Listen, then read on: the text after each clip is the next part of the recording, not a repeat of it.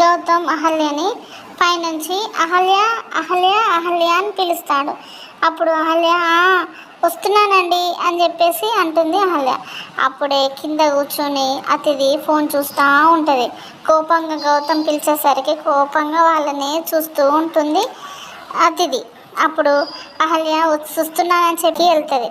వెళ్ళిన తర్వాత గౌతమ్ అంటాడు కదా, షర్ట్ బటన్ ఊడిందండి అంటే, అప్పుడు అహల్య అంటుంది ఒక్క నిమిషం ఆగండి అని చెప్పేసి అని సూది దారం తీసుకొచ్చి గౌతమ్ షర్ట్ ఇటు ఇవ్వండి కుట్టి పెడతాను అని చెప్పేసి అంటే, గౌతమ్ అంటాడు కదా టైం లేదండి ఇలాగే పర్లేదు కుట్టండి అని చెప్పేసి అంటాడు గౌతమ్.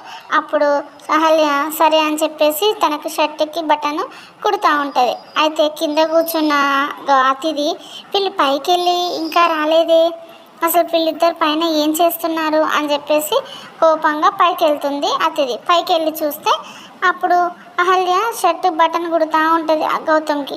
అప్పుడు అది చూసి బాగా కోపంగా కిందకు వస్తుంది. కిందకు వచ్చి ఏదో ప్లాన్ చేస్తుంది. ప్లాన్ చేసి ఏం చేస్తుంది అంటే, అహల్య అక్కడ షర్ట్ బటన్ కుట్టి కిందికి వచ్చేసరికి వంట రూమ్లకు గబగబా వెళ్ళి స్టవ్ మీద ఉన్న ఇలా గిన్నె పట్టుకొని దింపబోతే ఆ గిన్నె కాలి అని చెప్పేసి అరుచుకుంటే కింద పడేస్తుంది. కింద పడేసి చేతులు కాలితే అని చెప్పేసి ఏడుస్తూ ఉంటే అప్పుడు అది చూసి అతిథి నవ్వుకుంటూ ఉంటుంది. అంటే దాని అర్థం ఏంటంటే, ఆ చేతులతో నువ్వు గౌతమ్ తాకి షర్ట్ బటన్లు ఎలా కుడతావు అని తనే ఏదన్నా ప్లాన్ చేసి ఆ గిన్నె కాలేలాగా వేడి చేసి అక్కడ పక్కన పెట్టినట్టుంది.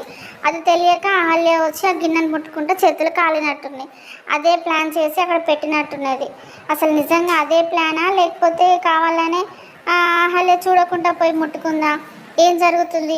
ఆ రెండు చేతులు కాలిన తర్వాత అది అరుస్తుంటే గౌతమ్ మురికొచ్చి మళ్ళీ ఆ చేతులకు ఆయింట్మెంట్ రాసి ఇంకేదన్నా చేస్తాడా? అతిథి చేసిన ప్లాన్ రివర్స్ అయ్యి తనకే కోపం బాధను తెప్పిస్తుందా? ఏం జరుగుతుందో రేపటి ఎపిసోడ్లో చూద్దాం. ప్లీజ్ సబ్స్క్రైబ్ అండి. Thank you. బాయ్.